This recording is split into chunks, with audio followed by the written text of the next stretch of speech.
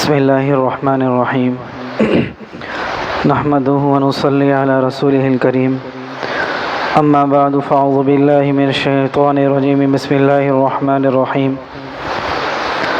وسارعوا الى مغفرۃ من ربکم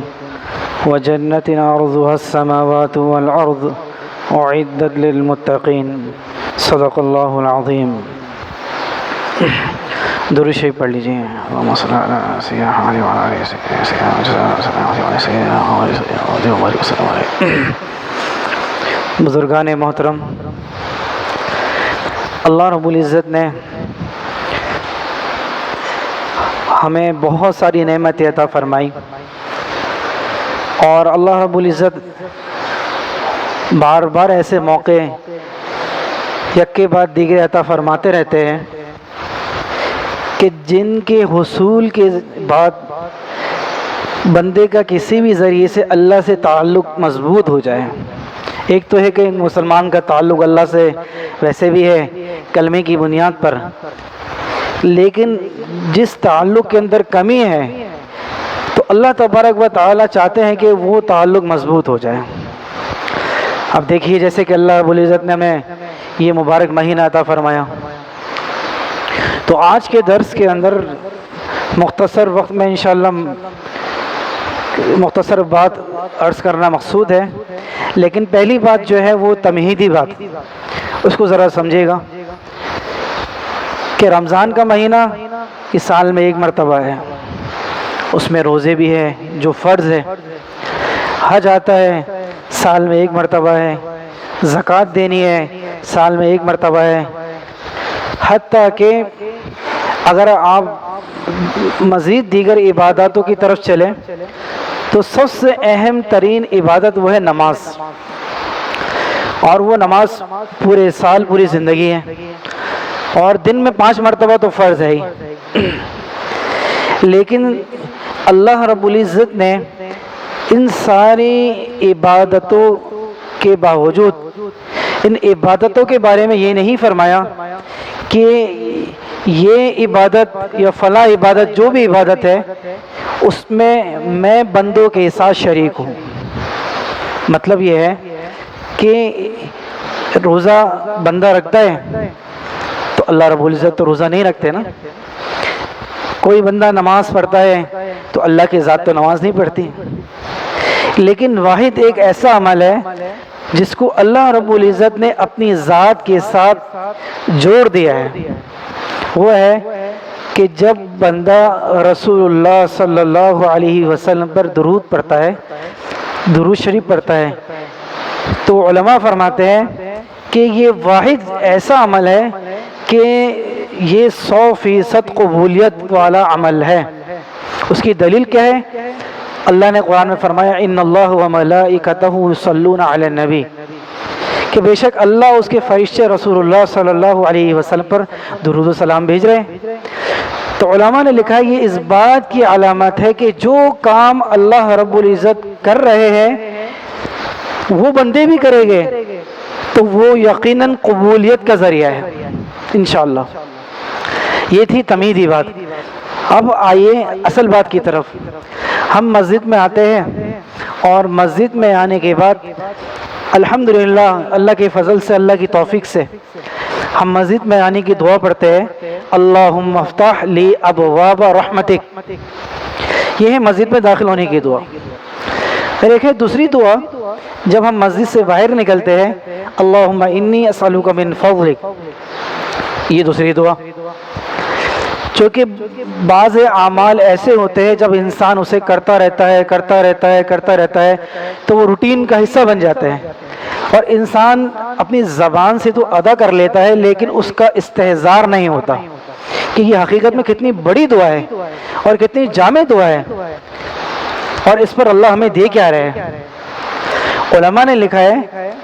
کہ رحمت سے مراد آخرت کی ساری نعمتیں مراد ہیں، رحمت سے مراد آخرت کی ساری نعمتیں مراد ہیں۔ جب بندے نے اللہ رب العزت سے مسجد میں داخل ہوتے وقت یہ دعا پڑھی، اللہم افتح لی ابواب رحمتک، اے اللہ میرے اوپر اپنی رحمت کے دروازے کھول دیجئے، یہ تو دعا مانگ لی. اب میں بتاتا ہوں کہ علماء نے لکھا ہے کہ یہ کتنی بڑی اور جامع دعا ہے اور اس دعا کی برکت سے ہمیں کیا مل رہا ہے. اور آگے فرمایا کہ جب مسجد سے باہر نکلتے وقت دعا پڑھی اللہم انی اسألک من فضلک، تو یہ فضل کا جو لفظ ہے اس سے ساری دنیا کی نعمتیں مراد ہے. اب اندازہ لگائیے، ایک روایت میں آتا ہے کہ جو شخص مسجد میں داخل ہوتے وقت یہ دعا پڑھ لے بسم اللہ والصلاة والسلام علی رسول اللہ اللہم افتح لی ابواب رحمتک، تو میں نے جیسے کہ شروع میں عرض کیا کہ جو شخص درود شریف پڑھتا ہے تو درود شریف یہ ایسا عمل ہے اللہ تبارک و تعالی 100% اسے قبول فرما لیتے ہیں، یہ قبولیت والا عمل ہے. تو علماء نے لکھا ہے جو شخص مسجد میں داخل ہوتے وقت یہ دعا پڑھ لے گا اللہم افتح لی ابواب رحمتک، اس سے پہلے یہ دعا پڑھ لے گا بسم اللہ والصلاة والسلام علی رسول اللہ، یہ کتابوں میں مل جاتی ہے. اگر یہ بھی یاد نہ ہو تو درود شریف پڑھ لیں اور مسجد میں داخل ہونے کی دعا پڑھ لیجئے. علماء نے لکھا ہے کہ اس دعا کو درود شریف کے ساتھ ملا کر پڑھنے کی برکت سے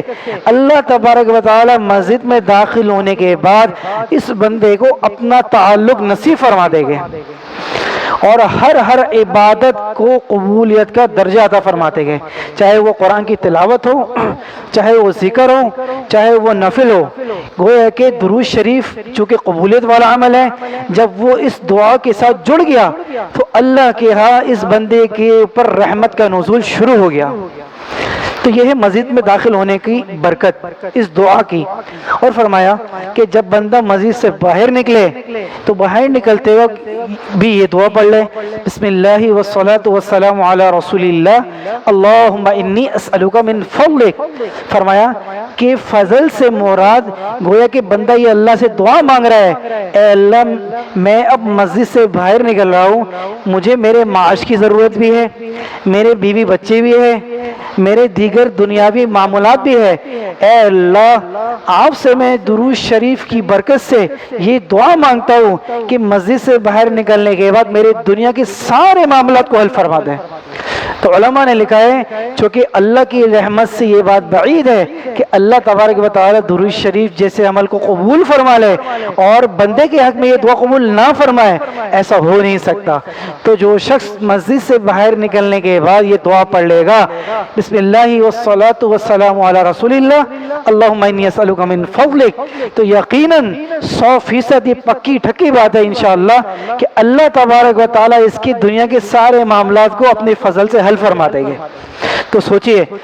دو دعا کے اندر تھوڑا سا ٹائم لگا، اللہ نے ہمیں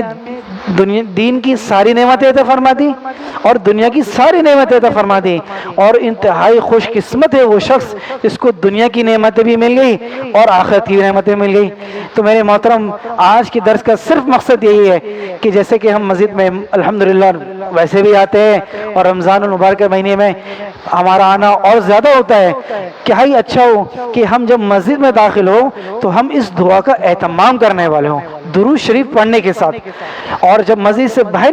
نکلتے وقت اس دعا کا اہتمام کرنے والے ہوں اس استحضار کے ساتھ کہ اللہ ہمیں اس دعا پر بہت بڑے انعامات نواز دے گے انشاءاللہ. تو اللہ تبارک و تعالی سے دعا ہے کہ اللہ تبارک و تعالی اس